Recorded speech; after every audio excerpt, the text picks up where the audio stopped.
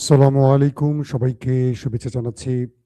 মাসুম মাহবুব দেখছেন open the YouTube channel এবং মাসুম মাহবুব Facebook page. পৃথিবীর যেই প্রান্ত থেকে যারা দেখছেন সবার জন্য শুভেচ্ছা।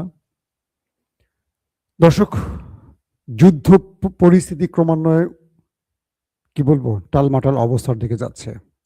মার্কিন সেনারা যে কোনো সময় ইরানে স্থল অভিযান শুরু করবে এমনটি ইঙ্গিত মিলছে মার্কিন গণমাধ্যমের। পাশাপাশি নতুন করে এই যুদ্ধে আরব আমিরাত নাম লিখাতে আসতে যাচ্ছে এমনও ইঙ্গিত পাওয়া গেছে।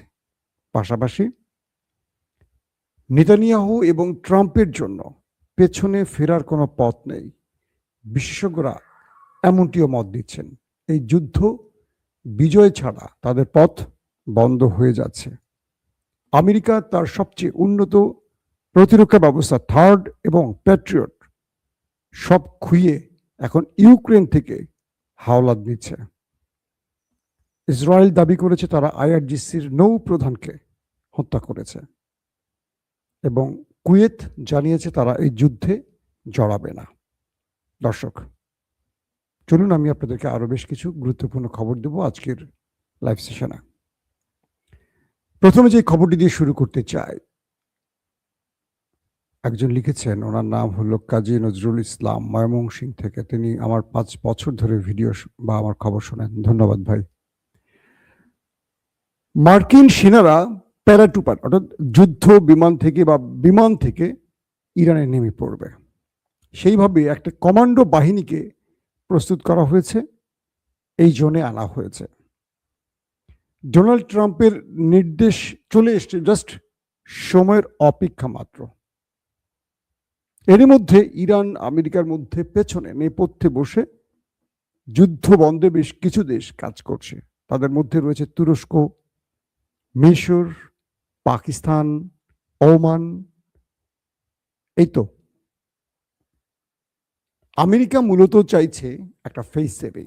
ডোনাল্ড ট্রাম্পের বিরুদ্ধে শুক্রবার আগামীকাল 28 মার্চ, তাই তো, আজকে তো 27 না 26, আজকে 26, আগামীকাল 27, অর্থাৎ 28 মার্চ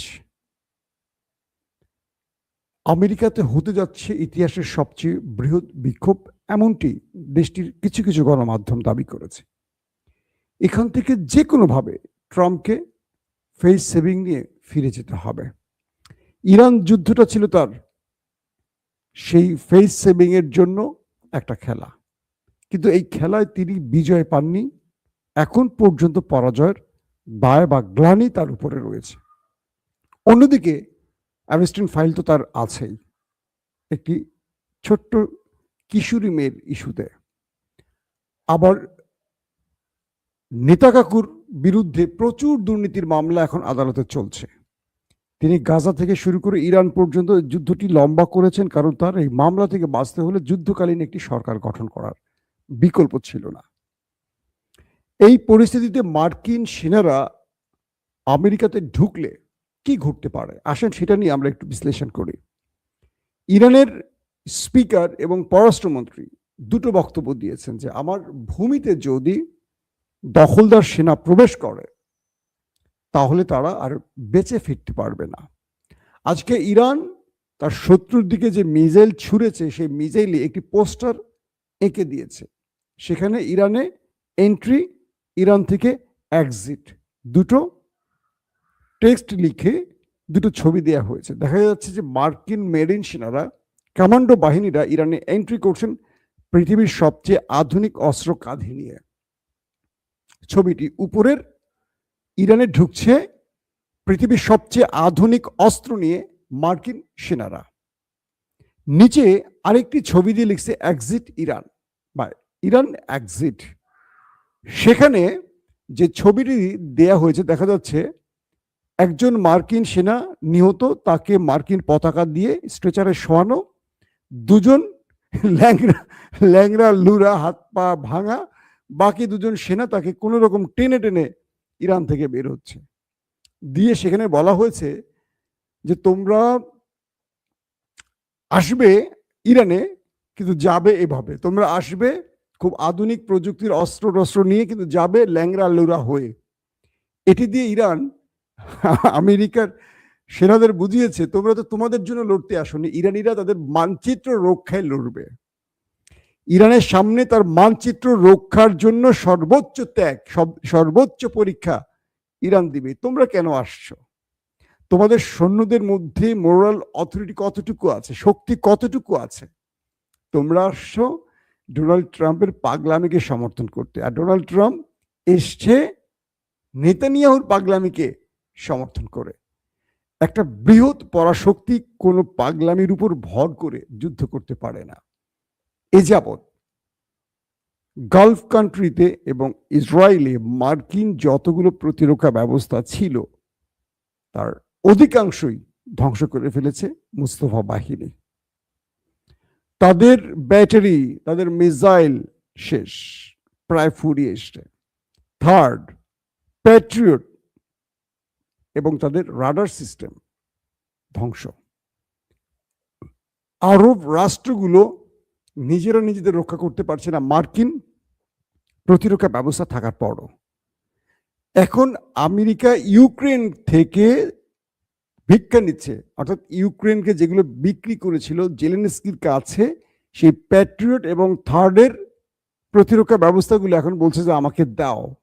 আমারে তো ইরান মাইরা তক্তা বানায় ফেলাইছে, এখন ইউক্রেন থেকে নিচ্ছে হাওলাত। এখন ইউক্রেন হয়ে যাবে রাশিয়ার টার্গেট, কারণ এতদিন আমেরিকা থেকে কিনছিল এগুলো জেলেনস্কি অনেক টাকা খরচ করে, এখন এগুলো আমেরিকা চেয়ে বসছে। তার মানে আমেরিকার কি পরিমাণ ক্ষতি হয়েছে, ইরান কি পরিমাণ তার সমরাস্ত্র ধ্বংস করেছে আপনারা বুঝতে পারছেন। ইরান বলছে যে নেতানিয়াহুর খুশিতে মার্কিনীরা ইরানে প্রবেশ করবে, আমরা তোমাদেরকে এইটুকু চ্যালেঞ্জ দিচ্ছি, তোমরা যতটা বুক ফুলিয়ে আসবে সেভাবে যেতে পারবে না, তোমাদের যেতে হবে স্ট্রেচারে করে অথবা এয়ার অ্যাম্বুলেন্সে করে অথবা লাশ হয়ে। কারণ ইরানিরা তার মানচিত্রের এক ফোঁটা জমি ছাড়বে না, এর জন্য যা খুশি করতে হয়।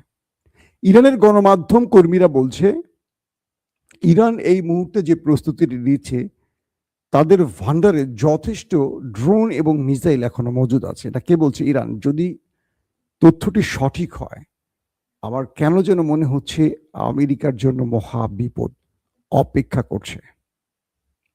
কারণ যারা 20টা বছর আফগানে থেকেছে, আর আফগানের কাছে কিচ্ছু ছিল না, কয়েকটা পিস্তল আর বন্দুক ছাড়া, আর হাতে তৈরি কিছু রকেট লঞ্চার, পাহাড়ের গুহার মধ্যে থাকতো, সুযোগ মতো টুস করে এটা মেরে আবার গুহায় ঢুকে যেত।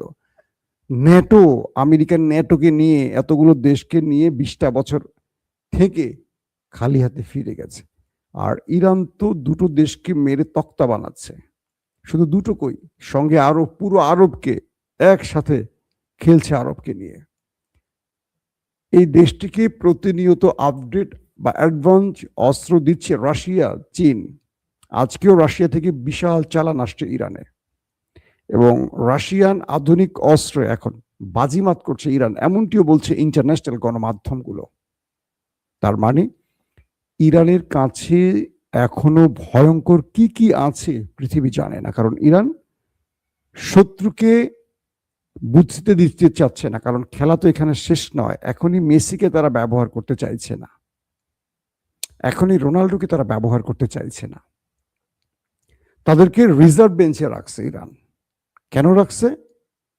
কারণ এই লড়াইটা খেলছে পৃথিবীর সবচেয়ে বড় পরাশক্তির বিরুদ্ধে ইরান, যারা পৃথিবীতে এই মুহূর্তে সুপার পাওয়ার হিসেবে প্রতিষ্ঠিত। তো তাদেরকে প্রথমেই তাদের সকল শক্তি দেখিয়ে দিলে এটা তাদের জন্য বুমেরাং হতে পারে। ইরানের আইআরজিসি বলছে যে আমরা প্রতিদিনই শত্রুকে সারপ্রাইজ দেব। সেই সারপ্রাইজ আমরা দেখলাম যে ডিমোনাকে আমেরিকা, ইসরায়েল একদম নিশ্চিন্ত নিরাপত্তা দিয়ে ঢেকে রেখেছিল পৃথিবীর সব প্রতিরক্ষা ব্যবস্থা দিয়ে। সেখানে ইরানের মিসাইল আর ড্রোন যেভাবে তাণ্ডব চালিয়েছে, এরপর তাদের মনোবল ভেঙে গেছে যে ইরান চাইলে সব পারে। এবং ইরান বলে দিয়েছে পরপরই যে তোমাদের ডিমোনার কিছু এরিয়া আমরা ধ্বংস করে দেখালাম যে আমরা চাইলে ওটা ডিমোনাকেও পারতাম। আমরা তোমাদেরকে সতর্ক করছি, আমাদের পারমাণবিক ক্ষেত্রে তোমরা যদি হিট করো, এরপর ডিমোনা বলে কিছু থাকবে না। নিশ্চিহ্ন করে ফেলবো। এটি ইরানের সরাসরি বক্তব্য। এখন বলা হচ্ছে এই যুদ্ধে নতুন করে জড়াতে চাইছে আরেকটি দেশ, আরব আমিরাত। তারা আমেরিকাকে বলেছে তোমার যত শক্তি আছে ব্যয় করো, তোমাকে লাগলে আরো পেট্রোডলার দেব, আমার সেনা তোমার সাথে নামবে, আমরা ইরান দখল চাই, আমরা ইরানের তেল গ্যাস ধ্বংস দেখতে চাই। কে বলছে? আরব আমিরাত। আমি বারবারই বলি এই দেশটি হলো মুসলিম বিশ্বের একমাত্র বিস্ফোরা, এটির সবচেয়ে বড় বড় যুব্বা পড়ে, কিন্তু এই দেশটির মধ্যে কি চলে যারা আরব আমিরাত ঘুরছেন আমার মতো দেখার সুযোগ হয়েছে তারা জানেন, নতুন করে আর বলবো না। আরব আমিরাত বলছে যে আমরা ইরানে হামলা চালাতে চাই আমেরিকার সাথে কাঁধে কাঁধ মিলিয়ে। আর আজকে আব্বাস আরাগচি ইরানের পররাষ্ট্রমন্ত্রী বলছেন আমাদের প্রতিবেশী বিশ্বাসঘাতকদের আমরা স্মরণ করিয়ে দিতে চাই আমাদের ভূমিতে যদি মার্কিনীদের সেনারা নামে আমাদের সেনারা ওই দেশটিতে নামবে, মানে আরব আমিরাতের কথাই বলেছে। আমি আজকে সন্ধ্যার বা রাত 8:30 লাইভে বলেছি আপনাদের। তার মানে ইরানের টার্গেট আছে, এই যে ইরান এই পর্যন্ত যেটা বলছে যে তার যেখানে হামলা হয় সেটা পাল্টা প্রতিশোধ সেখানে নিচ্ছে।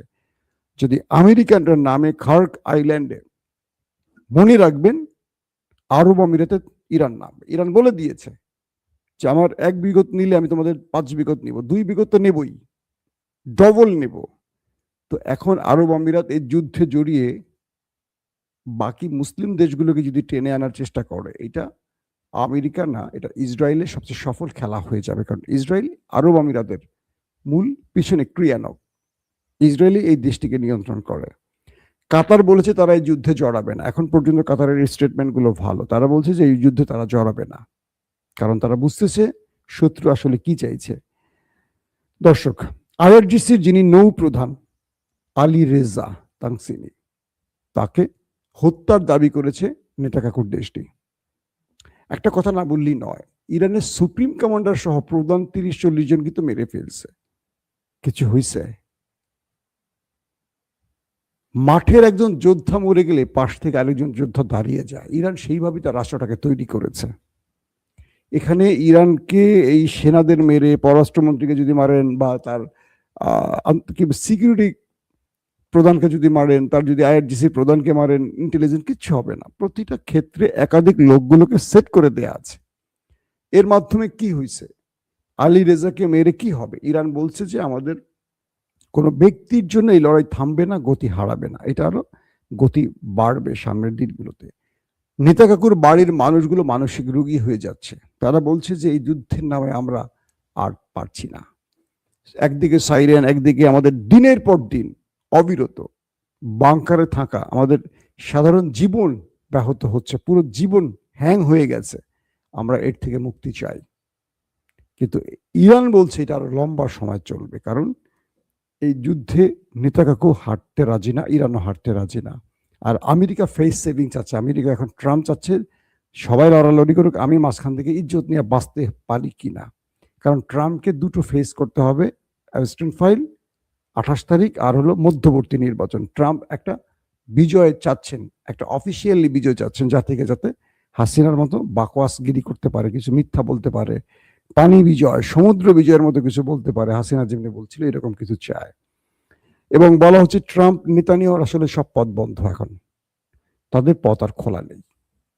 ইরান যদি যুদ্ধে বিজয় লাভ করে, এই দুজনেরই রাজনীতির খেলা শেষ। তাই তারা সর্বোচ্চ মানুষ মারবে। মানুষ মেরে কি বিজয় পাবে? আমার মনে হয় না। দেখেন সামনে কি হয়। পাশাপাশি লেবানন নেতাকাকুর উত্তর অঞ্চলেও ব্যাপক অ্যাটাক চালিয়ে যাচ্ছে, আবার তারাও লেবাননের ভেতরে ম্যাসিভ আকারে অ্যাটাক চালিয়ে যাচ্ছে। খেলা চলছে সব লেভেলে। কুয়েতের তেলের ট্যাঙ্কারে বড়সড় হামলার ঘটনা ঘটেছে, বিকট আওয়াজ এবং আগুনে দাউ দাউ করে পুড়ছে পুরো স্থানটা। কুয়েতকে আবার টার্গেট করা হয়েছে। এবং আগামীকাল শুক্রবার পৃথিবীর সবার চোখ সেদিকে। কি হবে? ট্রাম্পের কি ঘোষণা আসবে? যুদ্ধবিরতি নাকি স্থল অভিযান ইরানে? আমরা আসলে এটা নিয়ে এখন কিছু বুঝতে পারতেছি না, এই কারণেই যে একটা বড় কিছু ঘটতে যাচ্ছে আগামীকাল। পৃথিবী কিছু দেখতে যাচ্ছে শুক্রবার।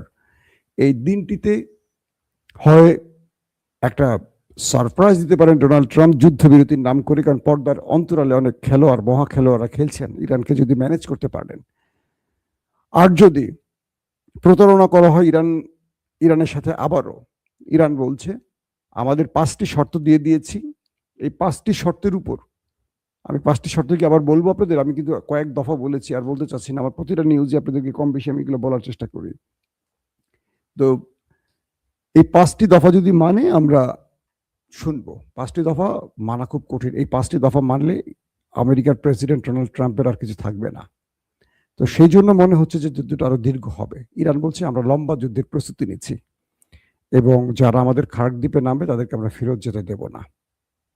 আর আজকেও নেতা কাকুর বাড়িতে বড় সড়ো আক্রমণ হয়েছে। দর্শক, আমি একটা ফুটেজ আপনাদের দেখাবো, বের করে রাখছি, অনেকক্ষণ ধরে ভুলে গেছি। সেদিন আমি কাকের কথা বলছিলাম বোধহয়, আমি আপনাদের প্রথম নেতা কাকুর বাড়িতে যে কাক, হাজার হাজার কাক তেল আবিব ছেড়ে চলে যাচ্ছে যে বলেছিলাম, সেই ফুটেজটা একটু দেখাই আপনাদের। আজকে আমাকে অনেক দর্শক বলছিলেন ভাই একটু দেখান আমাদেরকে।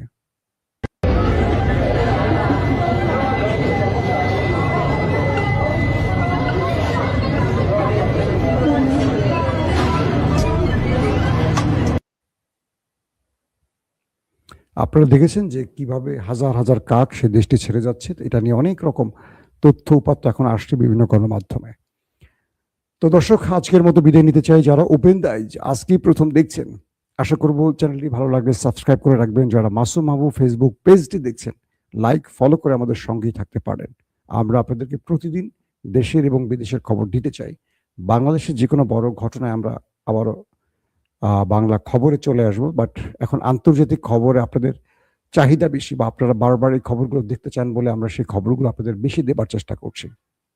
দর্শক, আজকের মতো বিদায় নিচ্ছি। আল্লাহ আমাদের প্রত্যেকে নিরাপদে রাখুন। শেষ আরেকটি কথা বলবো, আমরা যুদ্ধ চাই না, আমরা শান্তি চাই। আমরা চাই যে কোনোভাবে যুদ্ধটা বন্ধ হোক। যুদ্ধ মানুষের ক্ষতি করে, প্রাণ যায়, তাই শান্তির পক্ষে আমরা দাঁড়াতে চাই। আল্লাহ হাফেজ।